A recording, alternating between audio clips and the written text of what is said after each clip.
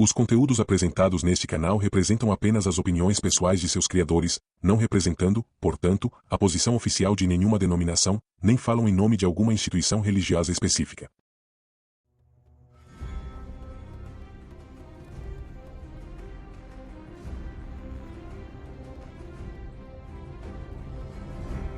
Olá, que a graça e a paz de Cristo estejam sobre você. Seja bem-vindo a mais um estudo da Palavra de Deus. Hoje daremos sequência aos estudos sobre a figura da Babilônia mística do Apocalipse, um tema extremamente relevante para todos aqueles que vivem no fim dos tempos, ou seja, para os nossos dias. Antes, vamos fazer uma breve recapitulação do tema passado.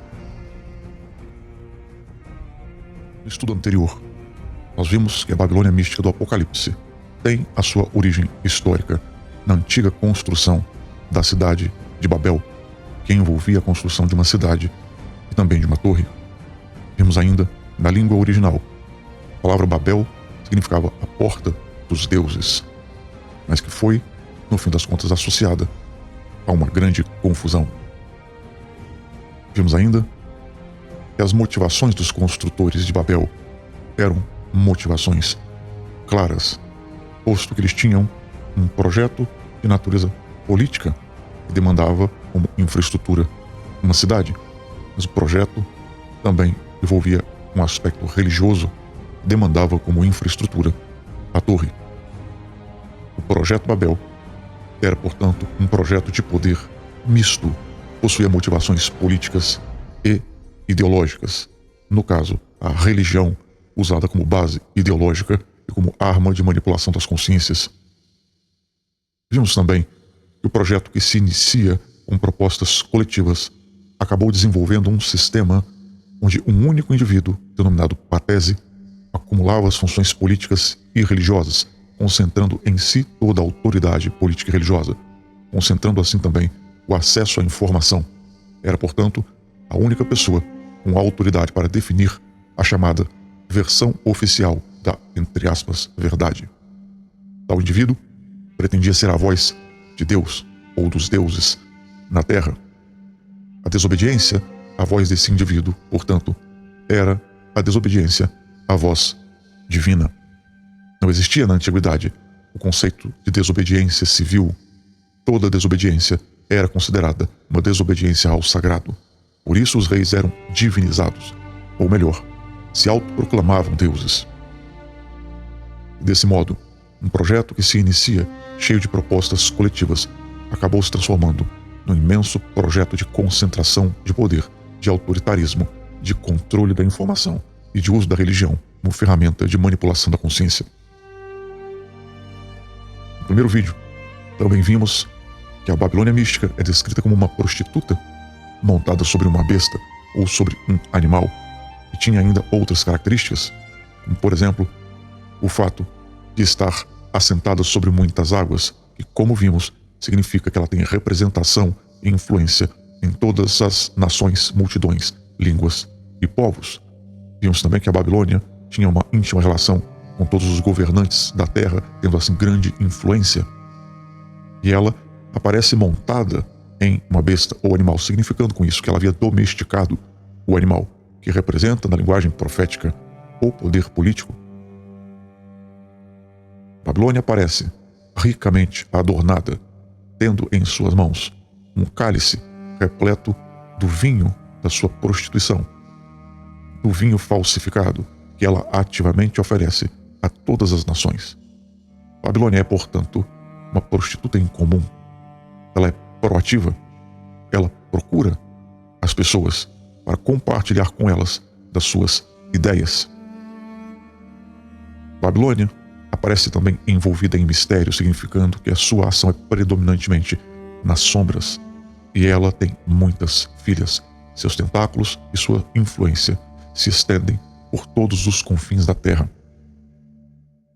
Ela aparece, enfim, embriagada com o sangue dos santos, configurando assim um poder perseguidor. De acordo com Apocalipse, foi expulso do céu o grande dragão, a antiga serpente, que se chama Diabo e Satanás, o sedutor de todo mundo, Sim, foi atirado para a terra, e com ele os seus anjos. Apocalipse 12, versículo 9.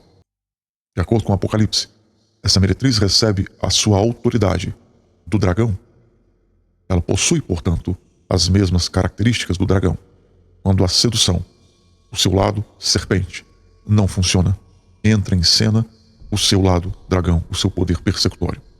E se tem poder para determinar entre vida e morte, é também claramente um poder político. Esta visão, recebida por João, representa a grande corrupção e sedução do sistema maligno que domina as nações no fim dos tempos. É um sistema de salvação sem Deus e sem suas leis. O objetivo de Babilônia não é levar as pessoas ao céu, mas transformar a terra num suposto paraíso. A Babilônia mística do Apocalipse, portanto, não é uma cidade, mas um sistema complexo. Envolve a junção de sistemas de poder, políticos e ideológicos, religiosos e culturais, a serviço do mal, da perseguição, a serviço de Satanás, em seus últimos esforços para derrubar os filhos de Deus e arrastar a humanidade em uma rebelião aberta contra o seu Criador. A mulher simboliza a opulência, o poder e a depravação da igreja, enquanto a besta representa o poder político e militar que sustenta esse sistema corrupto. Política e religião, de acordo com as profecias do Apocalipse, andarão novamente de braços dados, e isso, de acordo com a Bíblia, não será uma coisa boa, muito pelo contrário. Babilônia é vista como a personificação do mal e da rebeldia contra Deus nos últimos dias. É um sistema dominante de maldade e engano no fim dos tempos que influenciará todas as nações da terra. Agora, por que Deus usou a figura de uma prostituta? E esse será o tema de hoje. Nos tempos bíblicos, nos tempos dos profetas e também dos apóstolos, era de conhecimento comum entre o povo de Israel que Deus, quando profetizava, se referia a poderes, nações e povos através de certos símbolos, como, por exemplo, o símbolo da grande estátua de Daniel, capítulo 2. O rei Nabucodonosor teve um sonho, e nesse sonho, posteriormente, foi interpretado pelo profeta Daniel, a cabeça de ouro representava o próprio reino da Babilônia, que seria sucedido de outro reino inferior, representado pelo tronco e braços de prata, que seria sucedido ainda por um outro reino inferior a este, representado pelo ventre e coxas de bronze, e assim por diante. No capítulo 7 do mesmo livro, os mesmos reinos aparecem descritos através da figura de animais. Capítulo 7, portanto, é um capítulo paralelo ao capítulo 2. O leão correspondendo à Babilônia. O leão era, aliás, símbolo da Babilônia. O urso representando a Medo-Pérsia, o leopardo representando a Grécia, e as pernas de ferro representando Roma, que aparece descrita no capítulo 7 como um animal terrível e espantoso. O livro de Daniel ainda menciona a presença de chifres como sinal de poder. Sendo essa uma linguagem bastante conhecida dos personagens da Bíblia, porque, afinal, Deus escolheu representar um poder dominante no fim dos tempos por uma figura de linguagem completamente diferente. O que se espera ao final deste estudo é que essa pergunta seja respondida e que você compreenda a importância do significado deste símbolo. Apocalipse 18, versículo 2. O profeta João assim nos diz: Então proclamou com potente voz, dizendo: Caiu a grande Babilônia, e se tornou morada de demônios, covil de toda espécie de espírito imundo, e esconderijo de todo gênero de ave imunda e detestável. Nesta passagem, o apóstolo João menciona que um anjo exclama e anuncia a queda da grande Babilônia. Portanto, de acordo com a profecia, esse poder se levanta para cair. O texto segue dizendo: Pois todas as nações têm bebido do vinho do furor da sua prostituição. Com ela se prostituíram os reis da terra. Também os mercadores da terra se enriqueceram à custa da sua luxúria. Apocalipse 18, versículo 3. Esse texto mostra claramente a dimensão do poder e da influência de Babilônia, se tratando não de um poder local, mas de um poder mundial, uma vez que o texto afirma que todas as nações têm bebido do vinho que ela oferece. Esse texto também demonstra o envolvimento de Babilônia com os governantes e com os mercadores. eles se enriquecem à custa desse esquema de prostituição. Essa é uma referência a pessoas de influência política, econômica ou religiosa, governantes, líderes religiosos, empresários e tantos outros. Quando Babilônia cai pelos severos juízos de Deus, a Bíblia afirma que governantes choram. Apocalipse 18, verso 9 diz: Ora, chorarão e se lamentarão sobre ela os reis da terra, que com ela se prostituíram e viveram em luxúria, quando virem a fumaceira do seu incêndio. E não apenas os reis. O texto também afirma que há uma outra classe que também chorará pela destruição de Babilônia. Sobre ela choram e pranteiam os mercadores da terra, porque já ninguém compra a sua mercadoria. Apocalipse 18, verso 11. Qual o motivo do choro daqueles que se envolveram com Babilônia? Não é uma preocupação, não é uma espécie de compaixão. É meramente o lamento pelo prejuízo material, já que ninguém mais comprará as mercadorias. E que mercadorias são essas? O texto descreve muitos itens comercializados pela grande meretriz chamada Babilônia. São mercadorias de ouro, de prata, de pedras preciosas, de pérolas, de linho finíssimo, de púrpura, de seda, de escarlata, e toda espécie de madeira odorífera, todo gênero de objeto de marfim, toda qualidade de móvel de madeira preciosíssima, de bronze, de ferro e de mármore. Apocalipse 18, 12. Perceba o destaque dos metais: ouro, prata, bronze e ferro. Para alguém pouco familiarizado com os símbolos proféticos, essas menções podem parecer menções casuais, mas lembre-se, na Bíblia não existe nenhuma palavra, nenhuma vírgula colocada ao acaso. Todas as expressões foram preservadas de modo proposital. Babilônia é vista como a intermediária de toda sorte de comércio corrupto, promovendo o que há de pior desde a antiga Babilônia até o fim dos tempos. Mas para entender a profundidade e a origem do significado desses metais que aparecem nessa ordem específica, ouro, prata, bronze e ferro, nós precisamos recorrer a um livro do Antigo Testamento, o livro do profeta Daniel. Daniel, no capítulo 2, menciona a curiosa história de um sonho que o rei Nabucodonosor teve. Ele se perturbou por esse sonho, mas quando acordava não conseguia lembrar. Então, o profeta Daniel ora a Deus, e Deus lhe dá a revelação. Neste sonho, o rei havia vislumbrado uma estátua assombrosa e de significado misterioso ao entendimento do rei. Essa estátua é mencionada como composta de vários metais, sendo a cabeça de ouro, o peito e os braços de prata, o quadril de bronze, as pernas de ferro e os pés uma mistura de ferro e barro de lodo. Então Daniel vê uma grande pedra lançada do céu sem auxílio de mãos e se lança sobre os pés da estátua e, de acordo com a Bíblia, ela é inteiramente reduzida a pó.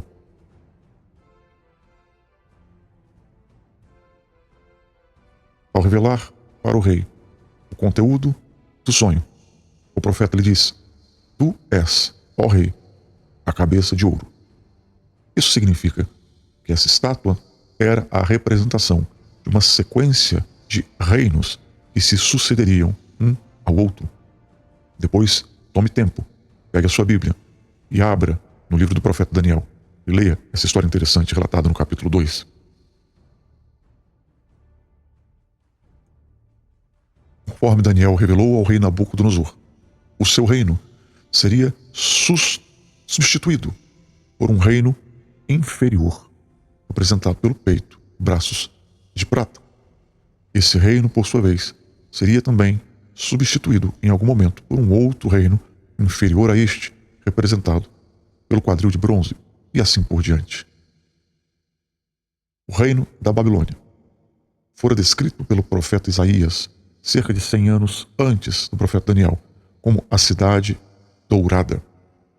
Neste sonho, a revelação demonstra uma sequência de metais, cada metal representando um reino em sucessão histórica.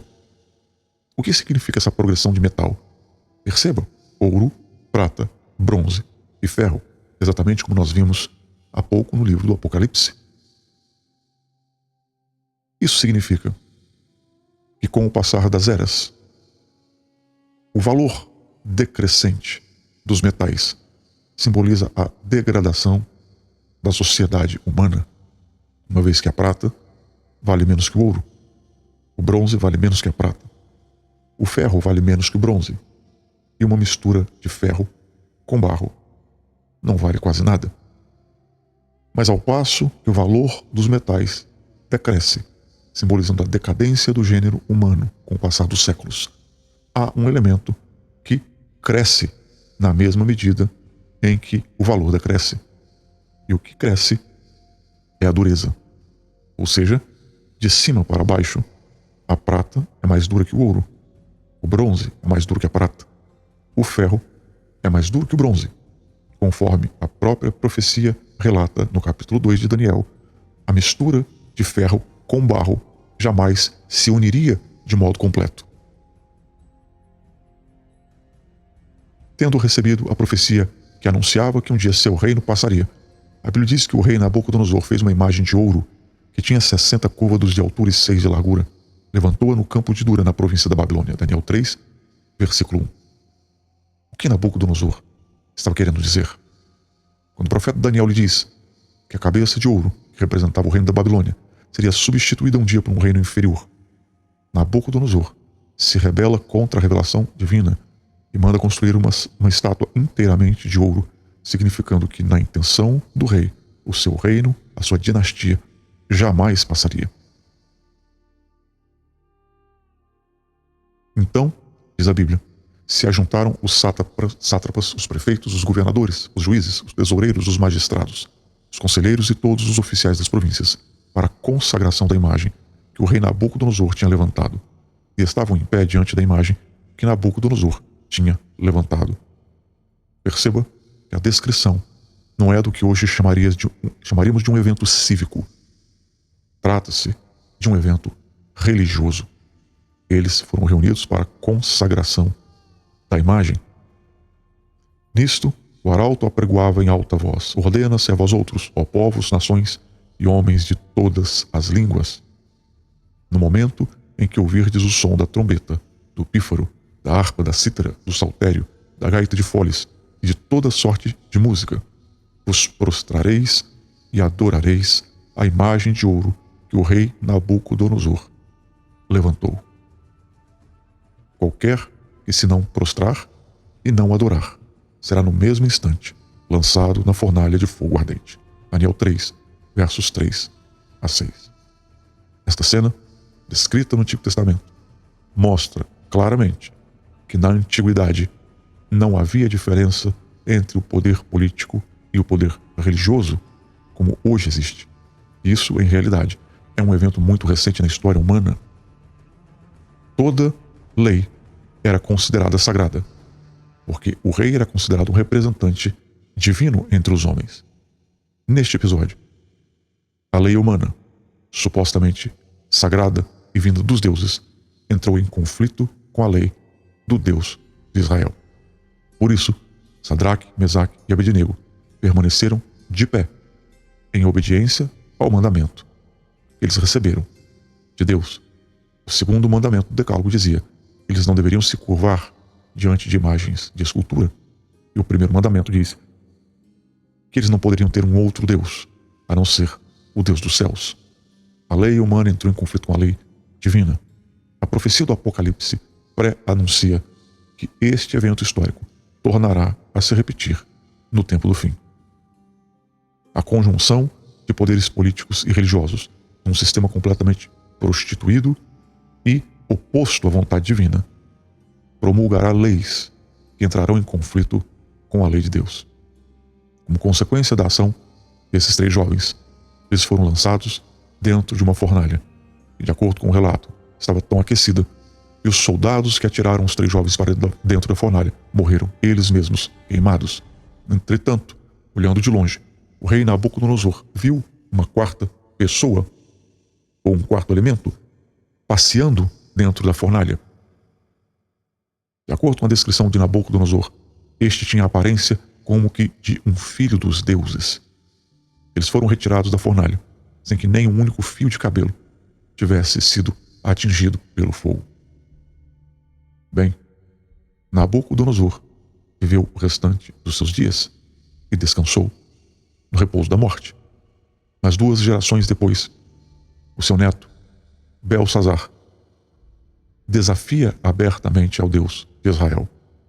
Belsazar oferece uma grande festa para 1000 convidados.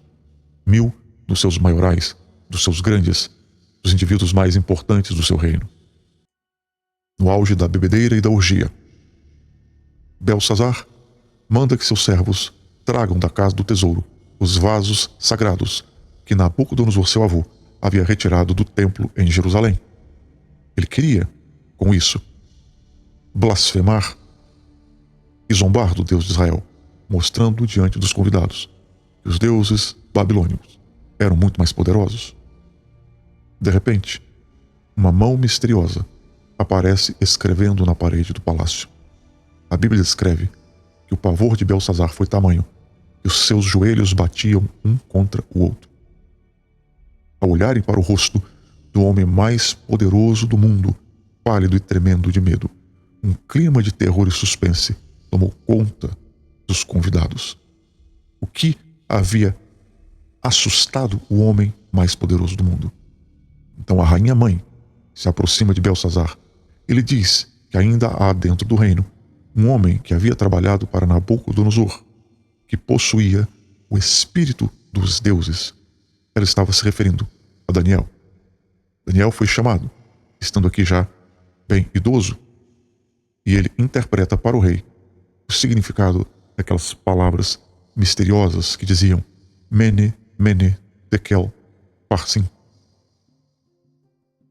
Assim interpreta Daniel: Mene, contou Deus o teu reino e deu cabo dele. Tekel, pesado foste na balança e achado em falta. Parsim, dividido foi o teu reino e dado aos medos e aos persas. Queridos, não importa quanto a teimosia humana insista em tentar impedir o cumprimento das profecias divinas, naquela mesma noite, Babilônia caiu nas mãos de Ciro, o grande general persa. Deus avisou que Babilônia seria totalmente destruída e que jamais seria habitada novamente. Isaías 13, versos 19 e 20. Lembrando que essa profecia ocorreu mais de 100 anos antes do evento. Retomando o texto do Apocalipse, nós percebemos que a menção de Babilônia também traz o ouro, a prata, o bronze e o ferro, na exata sequência que ela apareceu na estátua vista por Nabucodonosor. Mas ela não mercadeja apenas isso. O texto prossegue dizendo que ela também comercializa canela de cheiro, especiarias, incenso, unguento, bálsamo, vinho, azeite, flor de farinha, trigo, gado e ovelhas, cavalos, carros, escravos e até almas humanas. Apocalipse 18, verso 13. Como se dá o comércio de almas humanas? Vejamos alguns poucos exemplos. Todas as vezes que alguém se aventura a distorcer a palavra de Deus, ensinando falsidades, explorando a fé de pessoas simples, com o objetivo de extrair delas lucro, dinheiro, vantagens. Cada vez que alguém faz isso, está colocando preço na alma dos seres humanos. Sim, queridos, Babilônia é também uma instituição religiosa. Os mercadores de almas humanas estão espalhados por toda a terra no tempo do fim. Essas cenas que você está vendo não foram extraídas de nenhum filme. São fotografias. São cenas reais. Milhões de crianças. Eu repito, não são milhares. São milhões de crianças. São sequestradas e vendidas pelo tráfico humano que sustenta o terrível comércio da pedofilia.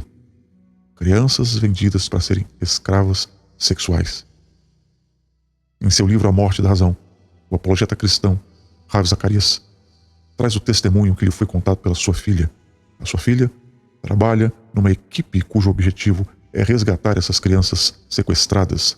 É um projeto que é tocado por cristãos, sediado em Amsterdã, na Holanda. Ravi Zacharias conta que entre as dezenas de exemplos que contaram para ele, ele ia citar apenas um.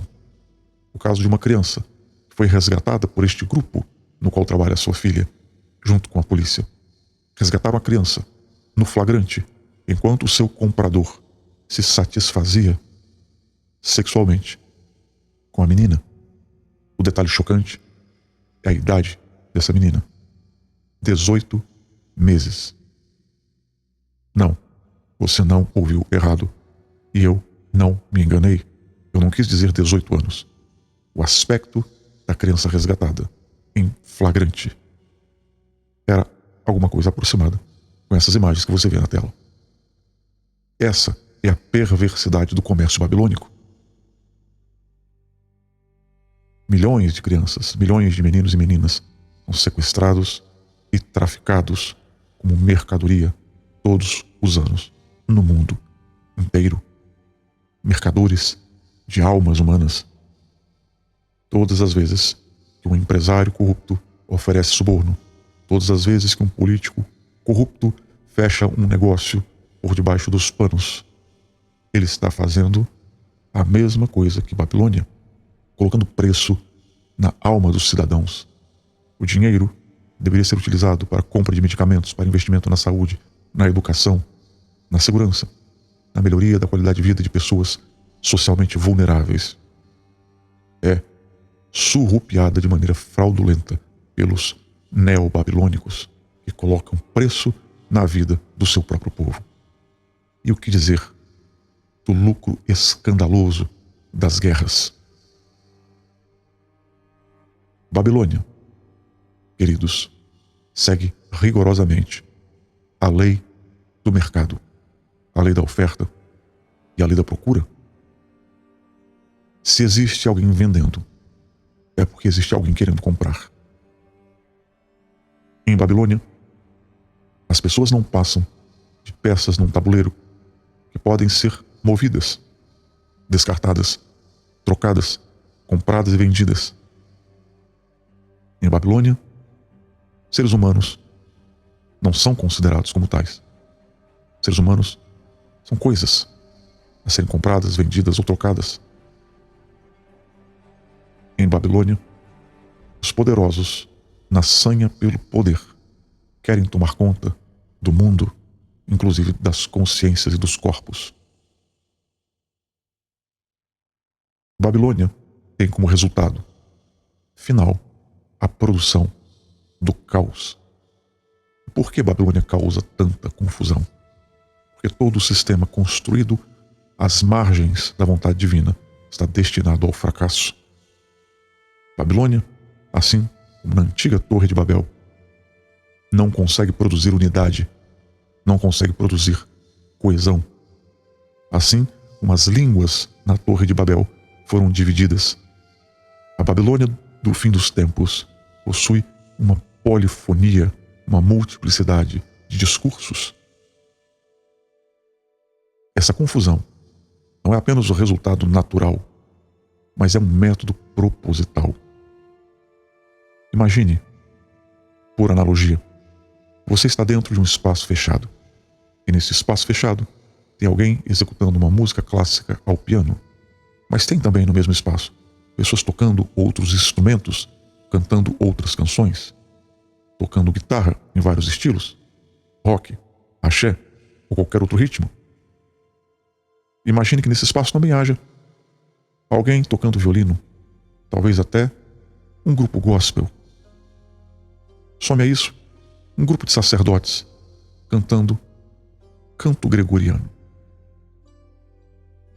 E você, ali no meio, se esforçando para compreender quem está cantando o quê, tentando identificar o ritmo, tentando identificar os instrumentos, tentando identificar os estilos, mas no meio do caos de múltiplos sons de todos os tipos produzidos ao mesmo tempo, nada se consegue compreender. Essa é uma característica da polifonia babilônica. Em Babilônia, todos levantam as mãos freneticamente, alegando: eu tenho a verdade. Nunca houve tanta tecnologia para comunicação e conexão entre as pessoas, e nunca foi tão difícil alcançar o entendimento e o consenso. Mesmo com tanta conexão, as pessoas nunca estiveram tão solitárias e isoladas. As pessoas pensam estar mais conectadas quando, na verdade, nunca estiveram tão sós, tão isoladas umas das outras e com opiniões tão divididas e tão dogmáticas. A Bíblia não deixa dúvidas de que Babilônia assumirá o controle por algum tempo antes de ser destruída. E se assim é, fica claro que ela tem o controle dos meios de comunicação. Do contrário, não conseguiria controlar crenças, valores, discursos, versões falsificadas da verdade no mundo todo. Ela controlará sistemas políticos, educacionais, artísticos, filosóficos, científicos, religiosos e midiáticos. O objetivo de Babilônia, com toda essa polifonia discursiva, com toda a sua mentira e engano, é dominar mentes e corações através de manipulação. Para manipular e controlar, ela precisa embriagar e entorpecer com a sua imundície. Reflita se você não tem bebido vinho babilônico por meios que talvez nem perceba. Babilônia, no intuito de controlar e perverter a humanidade, despeja sobre os corações e mentes dos seres humanos todo o lixo, toda a carnalidade, toda a sua perversão, todas as suas mentiras, tudo isso com o objetivo de manter as pessoas sob seu controle. A qualidade dos nossos pensamentos é determinada pela qualidade do alimento que fornecemos à nossa mente. É pela contemplação contínua que somos transformados. Hoje, grande parte do que é veiculado pela mídia nada mais é que discurso do dragão. E nós não podemos nos tornar plateia de dragões. Desde Babel, que aqueles que são sedentos de poder tentam controlar as mentes através do controle da versão oficial da verdade, das narrativas. Para obter esse controle é necessário não apenas controlar a versão oficial dos fatos, como também impedir o acesso à verdade. A tecnologia atual tem meios de sobra para fazê-lo sem nenhuma dificuldade. Hoje, quando pensamos, estamos livres. Muitas vezes nos achamos presos dentro de bolhas epistêmicas provocadas por algoritmos. Quando pensamos estar em plena privacidade, nós nunca estivemos tão vigiados. É através desse controle que se produz o pensamento massificado. É através desse controle que, sem perceber, pouco a pouco, ela vai retirando a liberdade de consciência até chegar o momento que suas ordens serão abertamente contrárias às ordens divinas. Ela manipula nas sombras. Ela embebeda, aos poucos, em doses quase homeopáticas. É por meio do controle de todos os sistemas que o diabo manipula as multidões, que ao invés de se tornarem pensadores livres, se tornam meros repetidores dos pensamentos alheios. Babilônia é a concretização dos planos que Satanás tem engendrado desde a sua rebelião no céu. Manipular, mentir, controlar, usurpar o lugar de Deus, exigir obediência e adoração. Os tentáculos de Babilônia atingem todas as partes do globo no tempo do fim. Controlando o acesso à informação, ela controla todo o processo de formação intelectual e moral da humanidade. É prometendo liberdade ilimitada que o diabo escraviza. É prometendo que você será totalmente original se fizer tudo o que desejar, que ele torna todos iguais, massificados, como bêbados hipnotizados e repetidores de mantras, ideologias, clichês e de pensamentos enlatados. Babilônia seduz, embriaga com mentiras, suborna, chantageia, tenta, e se todos os métodos falharem, Babilônia, seguindo o espírito do dragão, coage e coagirá abertamente. E é exatamente para esses dias que Deus chama seus fiéis para viverem a verdade diante dos olhos do mundo. O mundo hoje tem uma grande necessidade, e a maior necessidade do mundo é a de homens que não se comprem nem se vendam, homens que no íntimo da alma sejam verdadeiros e honestos, homens que não temam chamar o pecado pelo seu nome exato, homens cuja consciência seja tão fiel ao dever como a bússola o é ao polo, homens que permaneçam firmes pelo que é reto, ainda que caiam, os céus. Babilônia segue rigorosamente as leis do mercado. A lei do mercado, a lei da oferta e da procura, vigora de modo pleno no sistema babilônico. Em Babilônia, tudo se compra e tudo se vende. E a Bíblia traz claras advertências àqueles que optam pelo esquema do projeto Babel. Porque na nova Babilônia, as pessoas não são dirigidas por princípios, não possuem valores. Na nova Babilônia, as almas possuem preços. Porém, a Bíblia assim adverte. Ai dos que ao mal chamam bem, e ao bem mal, que fazem da escuridade luz, e da luz escuridade. Põe o amargo por doce e o doce por amargo. No sistema babilônico existe uma total inversão de valores, os quais por suborno justificam o perverso, e ao justo negam a justiça. Isaías 5, 20 e 23. Em Babilônia tudo se compra. Em Babilônia tudo se vende. Em Babilônia se vendem sentenças, se vendem laudos, se vendem projetos.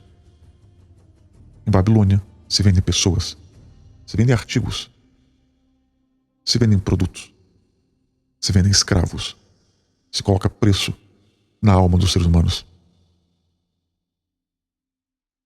O apóstolo Tiago assim nos diz que aquele que sabe que deve fazer o bem e não o faz, nisso está pecando. Em Babilônia os erros são consciente e deliberadamente cometidos. E por que Deus condenará essas pessoas?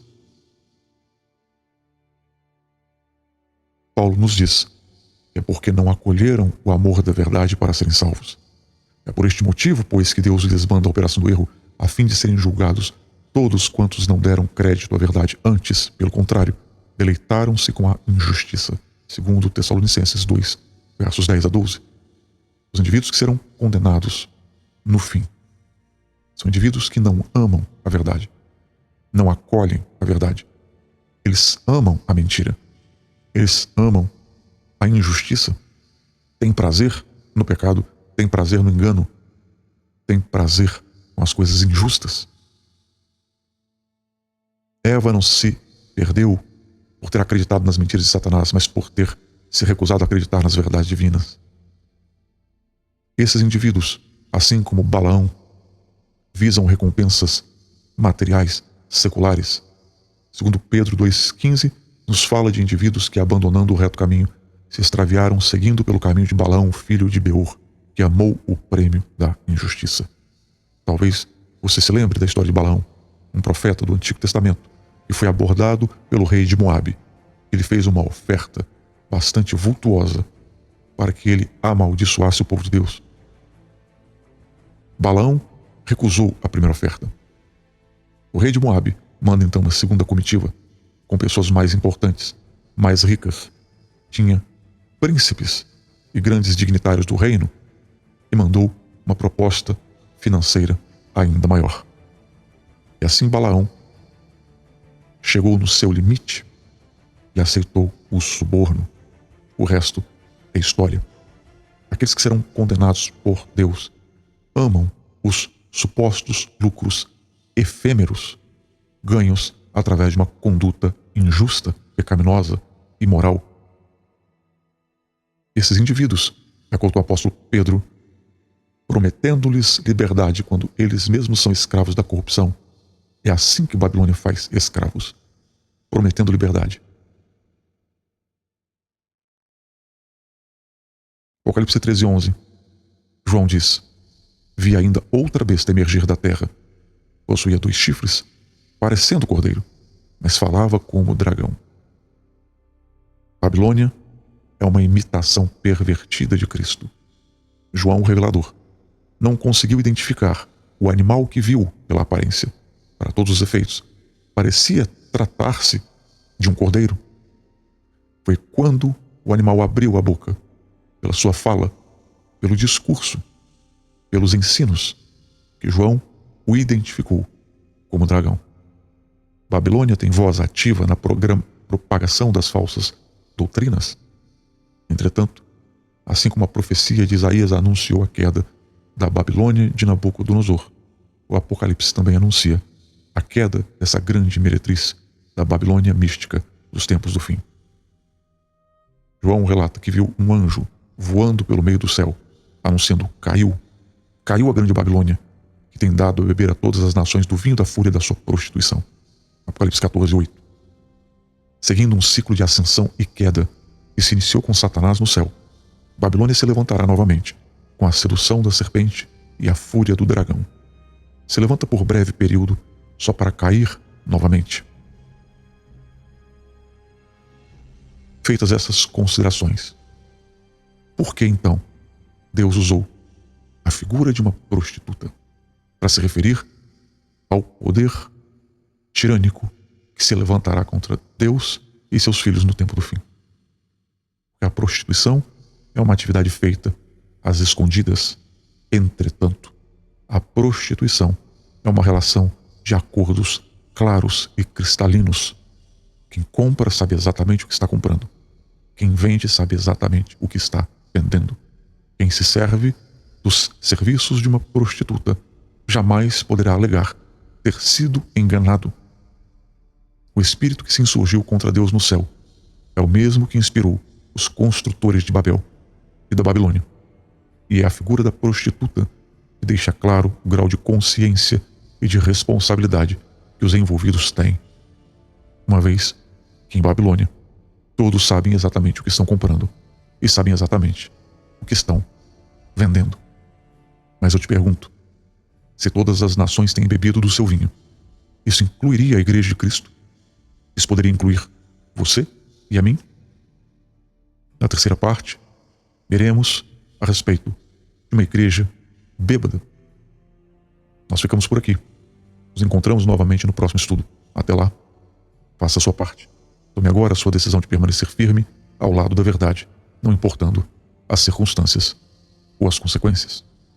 E até o próximo vídeo, se Deus assim nos permitir.